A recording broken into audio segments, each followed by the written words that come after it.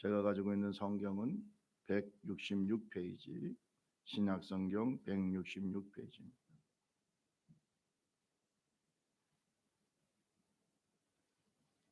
요한복음 11장 38절에서 44절.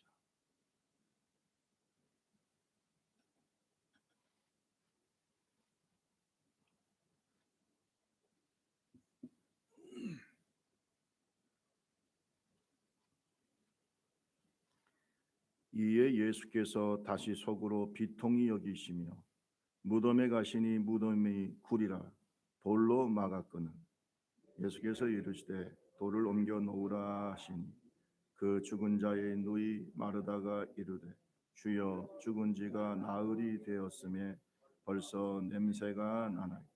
예수께서 이르시되 내 말이 내가 믿으면 하나님의 영광을 보리라 하지 아니하였느냐 하시니 돌을 옮겨 놓으니 예수께서 눈을 들어 우러러 보시고 이르시되 아버지여 내 말을 들으신 것을 감사하나이다. 항상 내 말을 들으시는 줄을 내가 알았나이다. 그러나 이 말씀하옵는 것은 둘러선 무리를 위함이니 곧 아버지께서 나를 보내신 것을 그들로 믿게 하려 함이니이다. 이 말씀을 하시고 큰 소리로 나사로야 나오라 하시니 죽은 자가 수족을 배로 동인 채로 나오는데 그 얼굴은 수건에 쌓였더라. 예수께서 이르시되 풀어놓아 다니게 하라 하시니라. 아멘. 44절까지 귀한 말씀을 같이 읽었습니다. 우리 옆 사람하고 한번 잠깐 인사합니다. 말씀의 큰 축복 받으시기 바랍니다. 감사합니다. 감사합니다. 사순절 기간이죠. 사순절 기간에 기억나는 귀한 사건이 있습니다. 요한복음 예수님의 8가지의 표적이 나타나는데 요한복음에 나타난 예수님의 8가지 표적 중에 예수님께서 십자가에 달려 돌아가시기 전에 마지막 표적, 이것이 바로 죽은 나사로를 부활시킨 사건입니다. 이 사건은 엄청난 파장을 일으켰습니다. 나사로의 부활 사건은 생명의 주인이신 예수님의 하나님 되심, 신성을 확실하게 드러냈던 영적인 사건이었습니다. 그리고 이 사건으로 말미암아 많은 사람들이 부활한 나사로를 보고 예수를 믿게 되었다. 이렇게 성경은 말씀하고 있어요. 그러나 이 사건 때문에 예수님을 반대하는 세력들이 있죠. 바리새인, 사두개인, 이런 대제사장의 무리들, 이 사람들이 더욱 예수님을 죽이려고 혈안이 되었다. 이렇게 성경은 말하고 있습니다. 그러니까 이 나사로의 부활 사건은 많은 사람들이 예수를 믿게 되는 사건이었지만 또 한편으로는 예수님이 십자가에 못 박히시는데 결정적인 사건이 되었습니다. 왜냐하면 너무나 큰 역사를 일으키니까 감당이 안 되는 거죠. 11장 53절을 보면은 요한복음 11장 53절에 그날 이후 그날이라는 것은 부활 사건이죠. 그날 이후 유대 지도자들은 예수를 죽일 계획을 세우기 시작했다. 이렇게 성경은 말씀하고 있습니다. 예수님을 죽일 계획을 모의했습니다. 자, 예수님이 사랑하는 제자 중에 예루살렘 근방인 그 베다니에 사는 가족이 있었어요. 이 베다니는 작은 마을이었습니다. 지금 한 10km 정도 된다고 합니다만은, 어쨌든 이 베다니라고 하는 작은 마을에 예루살렘에서 가까워요. 나사로 가족이 있었어요. 나사로와 여동생 마르다와 마리아가 정말로 예수님을 잘 섬겼습니다. 지금도 이 베다니에 가면은 나사로 기념 교회가 있어요. 나사로 무덤 기념 교회가 지금도 있습니다. 나사로의 여동생 마리아는 예수님의 발에다 향유를 붓고 자기의 머리카락으로 예수님의 발을 씻겼던 그 유명한 사건의 주인공입니다. 그러니 얼마나 예수님을 사랑한 가정이었는가, 그렇죠? 예수님께서 마리아를 축복하실 때 이 여인이 행한 일이 복음이 증거되는 곳마다 증거될 것이다 라고 말씀하실 정도로 마리아를 사랑하셨고 또 그 가족들을 다 사랑했어요. 그런데 주님이 사랑하는 그 가족에 큰 위기가 닥쳤어요. 가장인 나사로가 갑자기 병들어 죽게 된 것입니다. 여러분, 우리가 신앙생활을 할 때 꼭 기억해야 돼요. 예수를 잘 믿어도 고통이 올 수 있어요. 예수를 잘 믿어도 코로나19에 걸릴 수도 있어요.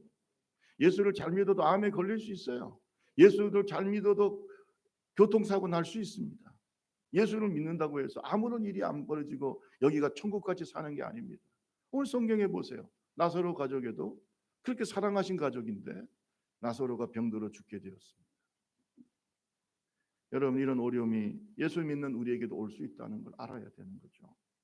11장 3절 5절 한번 다시 읽어볼까요? 11장 3절 5절. 이에 그 너희들이 시작. 예수께 사람을 보내어 이르되 주여 보시옵소서 사랑하는 자가 병들었나이다 하니 예수께서 들으시고 이르시되 이 병은 죽을 병이 아니라 하나님의 영광을 위함이요 하나님의 아들이 이로 말미암아 영광을 받게 하려 함이라 하시더라. 예수께서 본래 마르다와 그 동생과 나사로를 뭐 하셨다고 그랬어요? 사랑하셨어요. 따라합시다. 예수님이 사랑해도 병에 걸린다. 아시겠어요? 이걸 우리가 이해를 하는 것이 굉장히 중요해요. 어떤 사람은 신앙생활을 시작할 때 그냥 축복만 오고 능력만 오고 건강만 오고 그렇게 긍정적으로만 생각합니다. 그러나 신앙생활을 좀 더 오래 하다 보면 그게 아닙니다. 병에 걸릴 수도 있고 환란이 올 수도 있습니다. 예수님이 이렇게 사랑하셨다는 말을 몇 번씩이나 말씀하고 있어요. 그럼에도 불구하고 이 사랑하는 가족의 욥처럼 이렇게 어려움이 왔다는 거예요. 근데 여러분 여기 보니까 예수님께서 보시옵소서 사랑하는 자가 병들었습니다라고 말할 때 예수님께서 말하기를 이 병은 죽을 병이 아니고 하나님께 영광을 돌릴 병이다. 병 중에도 하나님의 영광을 위한 것이 있다는 거죠. 저는 생각할 때 그래요. 모든 하나님의 사람들, 하나님이 사랑하는 자들은 다 합력하여 뭘 이룰까요? 선을 이룹니다. 다 모든 것이 하나님께 영광, 절대 나쁘지 않습니다. 심지어 우리가 죽어도 순교를 당해도 그것이 좋은 열매가 되어서 30배, 60배, 100배의 열매를 맺게 될 줄로 믿습니다. 여러분 인생의 가장 큰 위기와 그런 절망이 뭘까요? 죽음이겠죠. 그러나 예수 믿는 사람은 죽음까지도 아름다운 거예요. 아시겠어요? 그러면 우리가 당하는 모든 삶 가운데 오늘 주님께서 말씀하시기를 하나님께 영광이 된다는 거예요.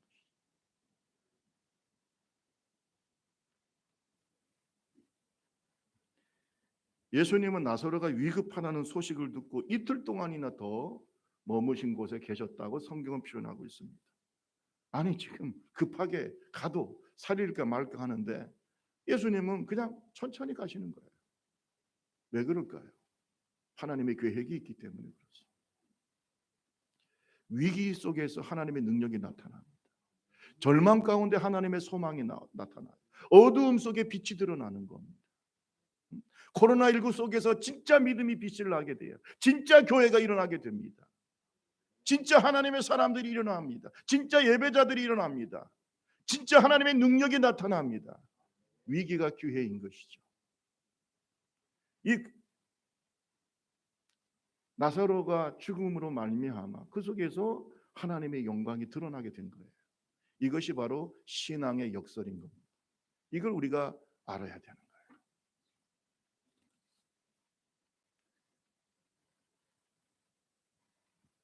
예수님께서 이미 계셨다면 제 오빠가 죽지 않았을 거예요.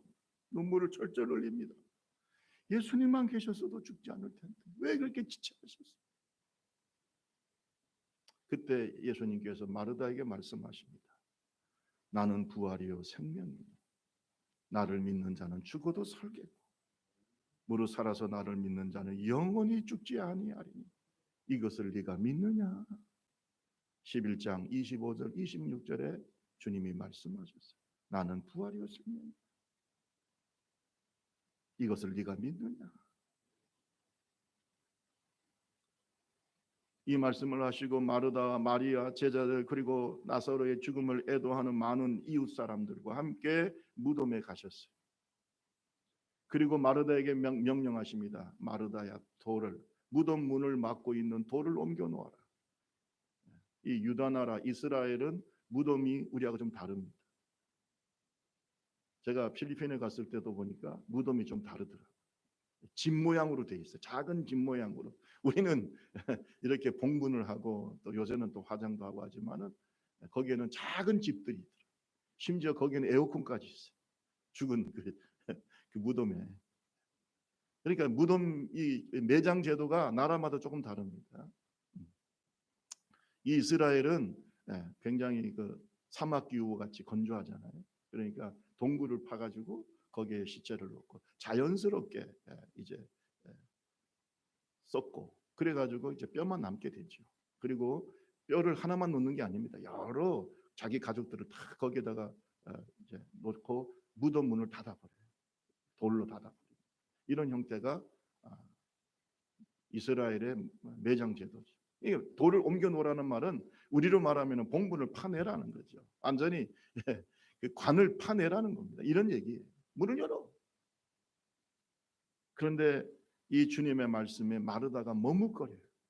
머뭇거려. 왜 그래요? 지금 바로 죽은 것도 아니고 죽은 지 나흘이나 됐어요. 4일이 지났어요. 냄새가 나요. 부패해가지고. 이게 썩고 있는 겁니다. 자연스럽게. 그런데 주님께서 갑자기 문을 열고 어떻게 하시겠다는 거예요? 살아날 확률은 몇 퍼센트예요? 0%. 그저 목숨이 살아있을 때, 아니 방금 죽었다 하면은 주님이 오셔서 뭔가 하실 수가 있겠지만 이제 죽어서 나흘이나 되었는데 뭔 하나님이 주님이 하실 수가 있겠어요? 예수님이 하실 능력이 있겠습니까? 예수님께서 그 전에 나는 부활이요 생명이 귀뚱에도 안 들리는 겁니다. 지금 이미 죽어 있는데.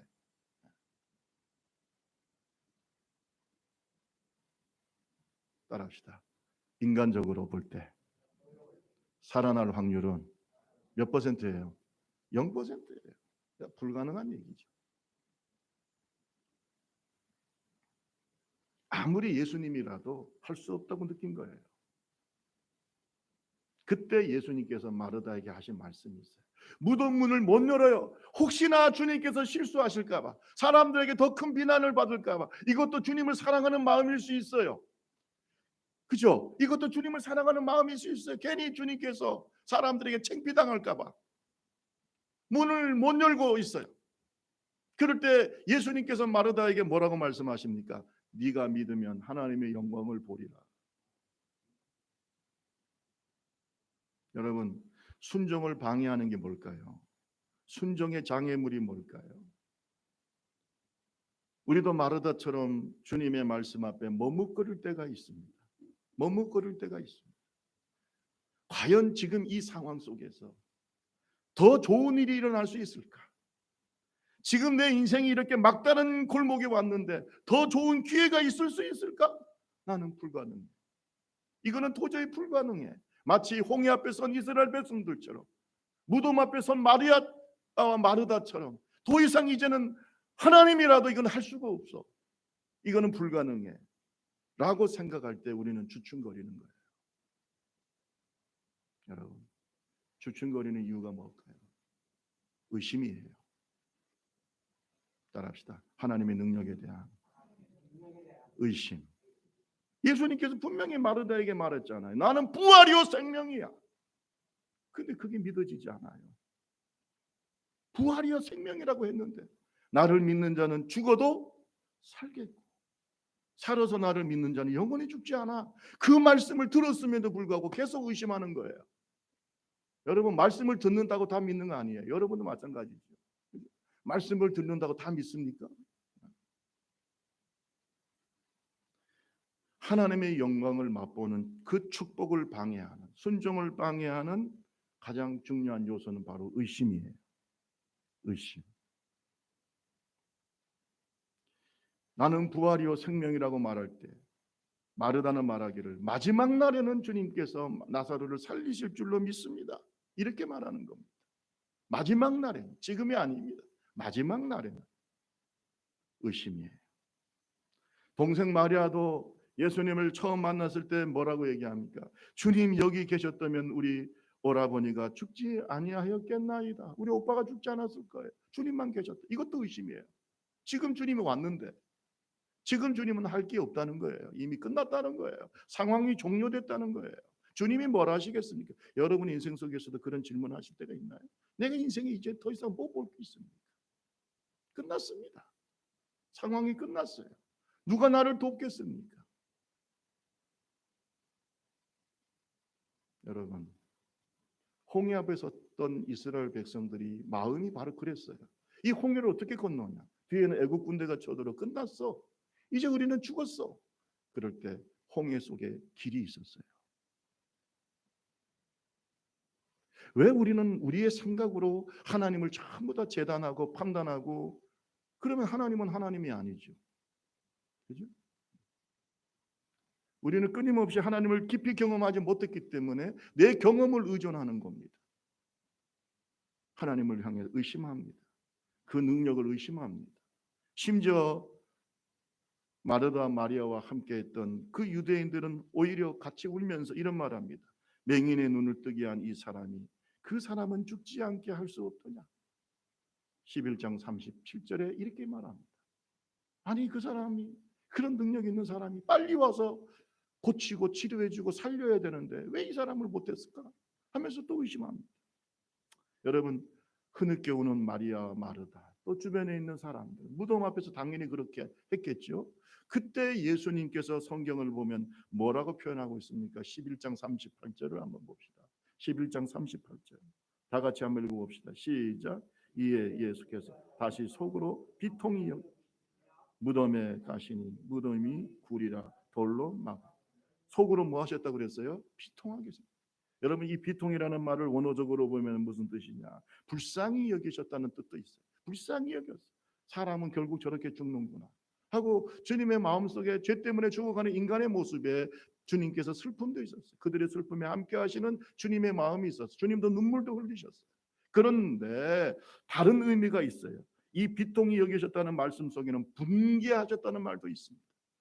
분개하셨다는 건 뭘 분개하셨을까요? 뭘 분개하셨을까요? 그들의 의심에 대한 분개입니다. 지금 예수님이 왔잖아요. 따라합시다. 예수님은, 크게 따라하세요. 예수님은 부활이요 생명이시다. 생명의 주가 왔잖아요. 생명의 주가 지금 좁은 길교회에 함께 계시잖아요. 생명의 주인을 우리의 마음속에 주님으로 모시고 계시잖아요. 내가 있는 곳에 누가 함께 계십니까? 지금 주님이 계시잖아요. 그런데 우리는 계속 의심해요. 그것을 보고 주님은 어떻게 하신다고요? 비통히 여기시는 거예요. 도대체 나를 뭘로 생각하냐, 너희들이. 계속 의심하는 거예요. 그러니까 그 마음속에 의심이 가득하니까 예수님께서 야 마르다야, 돌을 이제 옮겨놔. 이제는 하나님의 시간이야. 돌을 옮겨놔. 못해. 뭐 때문에요? 의심 때문에. 여러분, 하나님의 시간을 드립시다. 그렇지만 그때는 우리가 해야 될 일이 있어요. 돌을 옮겨놔야 될 거 아니에요.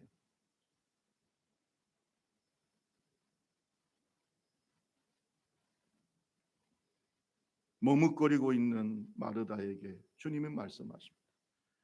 머뭇거리면서 뭐라고 말합니까? 주님, 오빠가 죽어 무덤에 있는지 이미 사흘이나 돼서 냄새가 납니다. 이러면서 계속 머뭇거리고 있는 마르다에게 예수님이 말씀하십니다. 야, 내 말이 네가 믿으면 하나님의 영광을 보리라 하지 않았냐?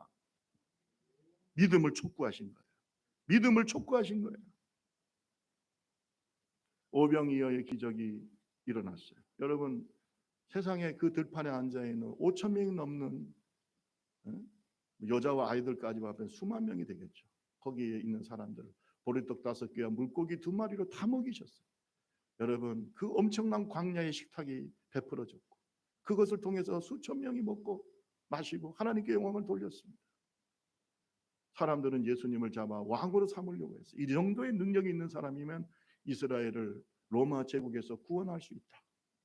그러나 예수님은 다 거절하시고 산에 올라가서 혼자서 기도하셨습니다. 여러분, 축복받을 때 정신 차려야 돼. 축복받을 때 기도하셔야 돼. 교만해지면 안 되는 거예요. 예수님이 우리에게 모범을 보여주시잖아요. 오병이어의 기적을 베푸고 난 다음에 주님은 조용히 산에 올라갔습니다. 하나님 앞에 기도하고 있어요. 그런데 제자들끼리 배를 타고 갈릴리 바다를 건너가다 풍랑을 만났어요. 베드로도 이길 수 없는 풍랑, 엄청난 풍랑이었어요. 그때 예수님께서 물 위를 걸어오셨어요. 할렐루야. 걸어오셨어요. 사람들은 막 깜짝 놀라서, 왜 물 위를 걸어서 사람이 온다? 그건 상상할 수 없는 일이죠. 그러니까 유령이라고, 유령이다, 고스트다, 유령이다 하고 막 야단났습니다. 그럴 때 베드로가 또 용기가 있어요. 주님, 만약에 정말로 유령이 아니고 주님이시거든 나를 오라고 하세요. 예수님께서 오라. 그랬더니 베드로가 펄쩍 뛰어가지고 물 위를 걷기 시작합니다. 할렐루야. 놀라운 기적이 벌어졌어요. 그 풍랑이 치는 물 위를 걸어가다 결국은 풍랑을 보면서 마음이 점점 약해져요. 지금 밑을 보니까 시퍼런 바닷가. 얼마나 떨렸겠어요. 마음에 두려움이 가득 차자 갑자기 베드로의 몸이 물에 빠지기 시작합니다. 예수님께서 베드로의 손을 다시 일으키면서 건져내시면서 하신 말씀이 뭡니까? 이 믿음이 적은 자야, 왜 의심하였느냐? 따라합시다. 믿음이 적은 자야, 왜 의심했냐? 왜 의심해? 여러분, 의심이요 순종을 방해합니다. 의심이 하나님의 능력을 방해합니다. 의심은 바로 불신앙이죠. 이 의심이 나중에 원망으로 이어지고 하나님의 뜻을 대항하고 불순종하게 만듭니다. 여러분, 믿음을 가집시다. 의심하지 마라. 주님께서 말씀하실 때는 그 말씀을 확실하게 믿는 믿음의 종들이 되기를 주님의 이름으로 축원합니다. 우리가 순종하지 못하게 하는 또 그러한 장애물이 있어요. 그게 뭡니까? 육신의 생각이에요. 육신의 생각은 하나님의 영광을 나타내는 것을 방해합니다. 믿음의 순종을 방해합니다. 여러분, 마리아와 마르다의 생각은 지극히 합리적이에요. 그죠? 굉장히 합리적입니다. 왜? 죽은 지가 며칠이나 됐어요? 나흘이나 됐습니다. 그러면 여러분, 나흘이 돼서 썩어가는데 어떻게 살겠습니까? 혹 만약에 뭐 죽은 지 얼마 안 됐다면 뭐 잠시 기절했는데 모를 수도 있겠죠. 숨이 붙어 있는데 우리가 모를 수도 있겠잖아요. 그럼 나흘이나 됐어요. 살 가능성이 없어요. 자기의 경험 속에서 자기의 능력으로 자기의 상식으로 볼 때는 이건 도저히 다시 살 수가 없어요. 예수님이라도 못해요. 이것이 누구의 생각입니까? 마르다의 생각입니다. 그러니까 이 육신의 생각에 가득 차니까 돌문을 열지를 못하는 거예요. 예수님이 창피당할까 봐. 아니, 왜 자기가 예수님 걱정을 합니까? 자기 걱정이나 하지. 아멘. 그렇잖아요. 예수님 하시라고 하면 그냥 놔둬야 되는데 마음속에 죽어서 나흘이나 됐는데 괜히 문들었다가 예수님께서 고치지 못하면 어떻게 돼요? 여러분, 우리도 예수님 걱정하지 마요. 우리 옆 사람하고 얘기하죠. 당신이나 걱정하세요. 시작. 왜 예수님 걱정을 자기가 합니까? 지금은 하나님의 시간이에요. 아멘. 누구의 시간이라고요? 하나님의 시간이에요. 이미 인간의 영역을 떠났어요. 지금 이 예배를 드리는 시간도 주님의 시간이에요. 여러분, 어떤 때는 우리의 인생 속에 하나님의 시간이 올 때가 있습니다. 하나님이 역사해야 될 시간. 어떤 때는 병상에 누워서 이제는 사람의 힘으로 안 됩니다. 주님, 나를 주님께 맡깁니다. 이제는 하나님이 하실 시간이에요. 내 인생에 막다른 막다른 골목에 도달해서 더 이상 내 힘으로는 할 수가 없어. 이제는 누구의 시간이에요? 하나님의 시간. 하나님의 시간이 옵니다.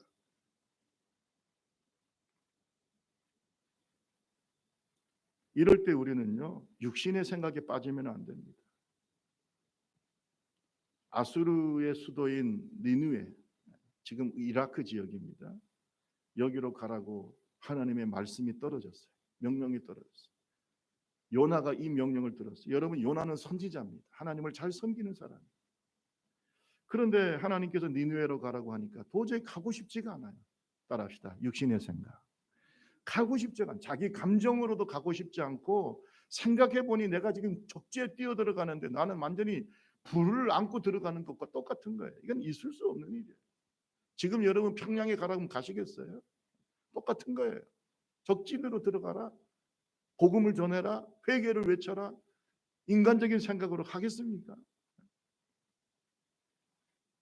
육신의 생각에 가득 찼어요.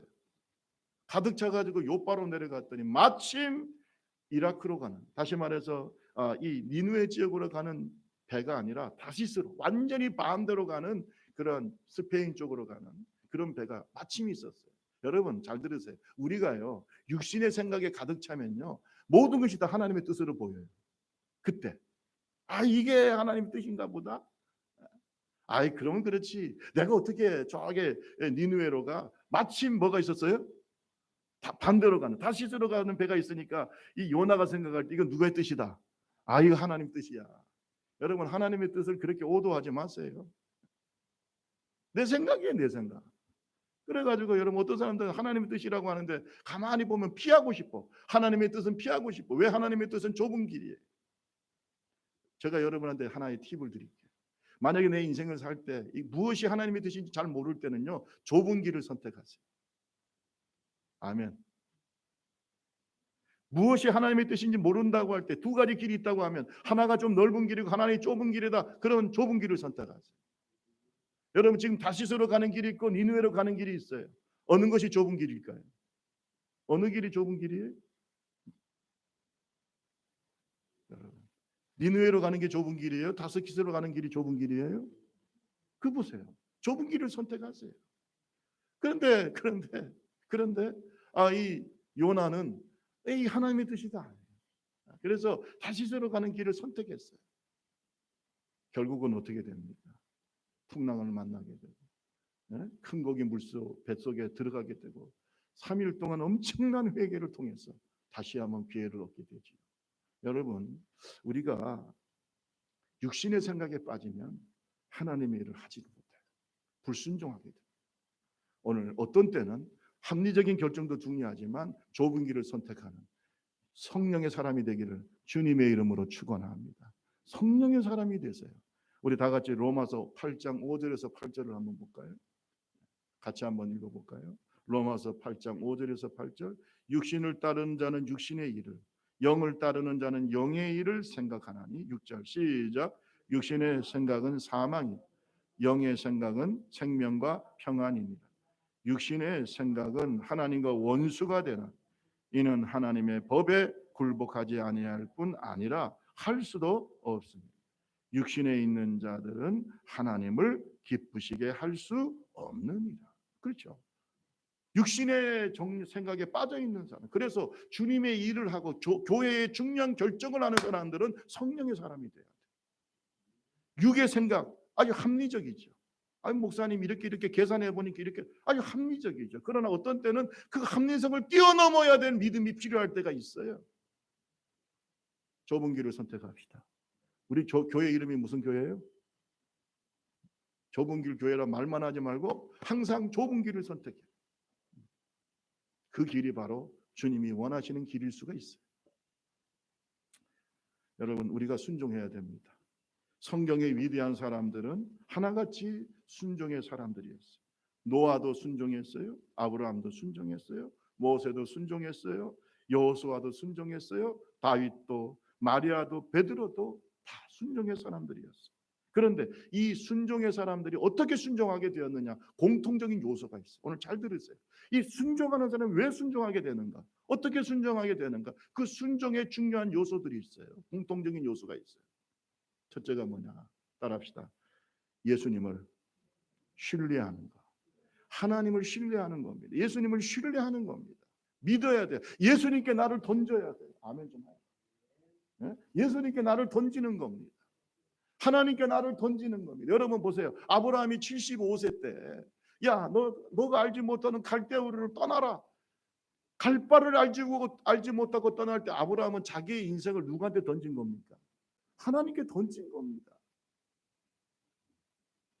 여러분 하나님을 신뢰하지 않으면 순종할 수가 없어요. 100세 때 얻은 이삭을 하나님 바치라고 합니다. 어떻게 바치겠어요? 주신 하나님께서 책임질 거다. 할렐루야. 하나님을 신뢰하는 그 믿음이 순종하게 만드는 거예요. 믿음이 없이는 하나님을 기쁘시게 할 수 없다. 히브리서 11장 6절 말씀, 믿음이 없이는 하나님을 기쁘시게 못하나니 하나님께 나아가는 자는 반드시 그가 계신 것과 또한 그가 자기를 찾는 자들에게 뭘 주신다? 상 주시는 이심을 믿어야 할지니라. 하나님의 존재를 믿지 않습니다. 하나님의 능력을 믿지 않습니다. 하나님의 사랑과 하나님이 주시는 그 상급을 믿지 않습니다. 그러면 순종을 못합니다. 그러나 순종하는 사람은 하나님의 존재를 믿습니다. 살아계신 하나님의 능력을 믿습니다. 하나님이 나에게 상 주시는 것을 믿습니다. 그러니까 기꺼이 나를 하나님께 던지는 거예요. 오늘 저와 여러분 하나님 신뢰하고 순종하기를 주님의 이름으로 축원합니다. 만약에 마르다가 예수님이 11장 25절에 말씀하신 것처럼 나는 부활이요 생명이니 나를 믿는 자는 죽어도 살겠고 살아서 나를 믿는 자는 영원히 죽지 아니하리라. 나는 부활이라 생명이다 라고 하는 말씀을 믿고 예수님에게 자기를 던진 믿음의 사람이었다고 한다면 주님께서 야 무덤 문을 열어라 하면 아멘 하고 열었을 거예요. 머뭇거리는 것은 의심이죠. 믿음이 부족한 거예요. 여러분 잘 들으세요. 오늘 하나님을 믿읍시다. 예수님을 믿읍시다. 어차피 인생은요 어느 한 곳에 나를 투자하게 돼 있어요. 하나님께 투자하는 인생 되기 바랍니다. 그렇잖아요. 언제까지 의심하겠습니까? 하나님께 투자하세요. 2000년 기독교 역사가 증명하고 있잖아요. 하나님께 자기를 던진 자는 누가 책임져요? 하나님 책임져요. 여러분 하나님의 영광이 나타나는 놀라운 기적을 맛보려면 그 하나님의 말씀을 믿고 행동하는 용기가 필요합니다. 따라합시다. 행동하는 용기. 행함이 없는 믿음은 뭐예요? 아무리 내가 하나님을 믿어도 행동하지 않으면 열매가 나타나지 않습니다. 믿음은 행동으로 나타나야 돼요. 많은 사람들이 나사로 무덤의 앞에서 예수님이 하시는 이해할 수 없는 말씀을 듣습니다. 아니 무덤을 열어라. 죽은 것이 아니라 잔다. 여러분 그 얘기를 듣는 사람들은 참 의아하게 생각했을 거예요. 아니 저 예수가 뭘 하려고 저러고 앉아있냐. 그리고 지금 마르다가 지금 순종하는지 안 하는지 지금 보고 있는 거죠. 의심의 눈초리로. 지금 마리아와 마르다를 보고 있어요. 마르다를 보고 있어요. 예수님이 야 무덤의 문을 열어라. 그건 미친 짓이에요. 지금으로 보면 우리가 뭐냐? 무덤을 뭐 하라는 거예요? 파내라는 것과 똑같은 거예요. 여러분 그걸 겉에서 다 사람들이 보고 있는데 그 의심의 눈초리를 이기고 여러분 행동한다는 게 쉽겠습니까? 믿음은 행동을 통해서 나타나는 거예요. 그러나 마르다는 주님의 말씀을 듣고 격려해 주시는 주님의 말씀을 듣고 힘을 다해서 무덤의 문을 같이 열었어요. 할렐루야. 열었어요. 우리로 말하면 무덤 팔아버린 거예요. 하나님 하십시오. 이제는 하나님의 시간입니다. 예수님의 시간입니다. 순종하는 그의 믿음이 부활의 기적을 맛보게 됩니다. 순종해야 돼요. 우리 다 같이 11장 39절 다시 읽습니다. 요한복음 11장 39절 같이 한번 읽어봅시다. 시작. 예수께서 이르시되 돌을 옮겨 놓으라 하시니 그 죽은 누이 마르다가 이르되 주여 주여 죽은 지가 나흘이나 되었습니다. 벌써 냄새가 나나이다. 예수께서 이르시되 내 말이 내가 믿으면 하나님의 영광을 보리라 하지 아니하였느냐. 41절 돌을 옮겨 놓으니 예수께서 눈을 들어 보시고 이르시되 아버지여 내 말을 들으신 것을 감사하나. 할렐루야. 이제는 하나님의 시간. 우리가 해야 될 것은 순종하는 겁니다. 돌을 옮겨 놓는 겁니다. 여러분 주님께서 말씀하실 때 하나님의 시간을 드리려면 우리는 그 말씀에 순종해야 됩니다. 돌을 옮겨 놓아야 됩니다. 의심의 돌을 옮기고 불순종의 돌을 옮기고 아멘. 육신의 생각의 돌을 옮기고 하나님 앞에 우리가 해야 될 도리를 해야 되는 겁니다. 그때까지는 우리의 시간이에요. 우리가 해야 되는 거예요. 그리고 난 다음에는 하나님의 시간이 임하는 거예요. 기적의 역사가 나타나는 겁니다. 부활의 역사가 나타나는 거예요. 노아의 순종에도 노아가 쉽게 순종한 게 아닙니다. 120년 동안 많은 사람들의 비웃음이 있었어요. 아니 산에 저 큰 배를 지어? 노아 제정신이야? 아마 이런 비웃음 소리를 엄청 들었을 거예요. 어떤 사람은 적극적으로 반대했을 수도 있어요. 그러나 노아와 노아의 가족은 묵묵히 순종해서 결국은 대홍수 가운데 온 가족이 살아나게 된 줄로 믿습니다. 순종은 행동해야 돼요. 행동하는 믿음이에요. 우리에게 필요한 것은 사람들이 우리를 비웃고 의심하고 심지어는 박해할 때 하나님 말씀에 순종하는 용기 있는 행동, 이것이 바로 우리에게 필요한 줄로 믿습니다. 돌을 옮겨놓는 우리의 믿음의 행동이 필요한 겁니다. 그럴 때 하나님의 시간이 역사, 하나님의 일이 이루어집니다. 부활의 역사가 나타나. 야고보서 2장 26절에 영혼이 없는 몸이 죽은 것 같이 행함이 없는 믿음은 죽은 것. 다시 한번 읽어봅시다. 영혼이 없는 몸이, 시작. 영혼이 없는 몸이 죽은 것 같이 행함이 없는 믿음은 죽은 것.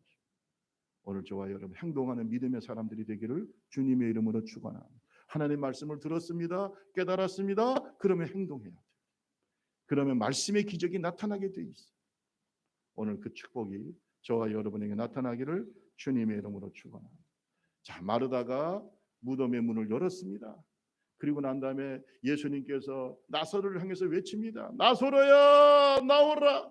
그럴 때 여러분 나사로가 온몸을 묶인 채로 걸어 나오기 시작합니다. 그 모습을 보고 사람들이 얼마나 놀랐겠습니까? 여러분 마르다의 그 순종, 행동하는 그 믿음이 오늘 놀라운 부활의 역사를 일으킨 거예요. 예수님의 역사가 마르다의 순종을 통해서 나타났다는 걸 믿으시기를 주님의 이름으로 축원합니다. 그리고 그것 때문에 수많은 사람들이 예수님 믿게 됐어요. 여러분 11장 43절 44절 보면은 큰 소리로 나사로야 나오라 부르시니 죽은 자가 수족을 배로 동인 채로 나오는데 그 얼굴은 수건에 쌓였더라. 예수께서 이르시되 풀어놓아 다니게 하라. 이런 역사가 마르다의 순종을 통해서 나타났어요. 우리 좁은 길 교회도 이런 기적의 역사가 나타나기를 주님의 이름으로 축원합니다. 여러분의 인생 속에서 나타나기를 주님의 이름으로 축원합니다. 하나님의 시간이 임하려면 우리의 시간에 순종해야 되는 거예요. 순종해야 돼요. 믿음으로 의심하지 말고 하나님께 내 인생을 던져버리고 맡기고 순종할 때 역사는 나타납니다. 그래서 하나님은 살아계신 하나님인 거예요. 생명의 주인이에요. 부활이요 생명인 겁니다.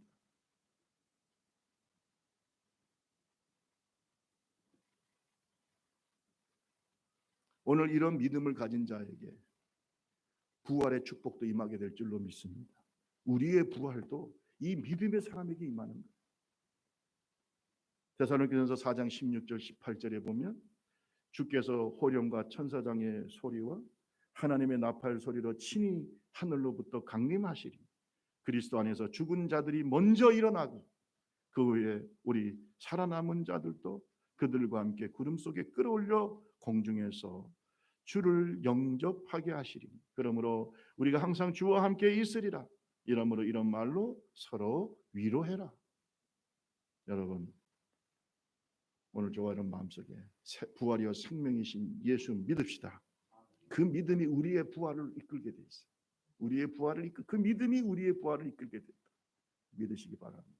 그리고 이 믿음, 이 순종이 많은 사람들이 나사로의 부활 때문에 예수를 믿게 되었다. 얼마나 이 하나님의 영광이 얼마나 귀합니까? 11장 45절 읽고 마칩시다. 11장 45절 시작. 마리아에게 와서 예수께서 하신 일을 본 많은 유대인이 그를 믿었으나 많은 유대인이 그를 믿게. 이거 하나님의 영광 아닙니까? 하나님의 네가 믿으면 하나님의 뭘 보리라? 영광. 나사로의 부활도 영광스러운 일이고 예수님의 신성이 나타난 것, 하나님의 아들이심을 나타난 것도 영광스러운 일이지만 그 나사로를 보고 수많은 유대인들이 예수를 믿게 되었다. 이것도 얼마나 영광스러운 일입니까? 오늘 저와 여러분을 통해서 하나님의 영광이 나타나기를 주님의 이름으로 축원합니다.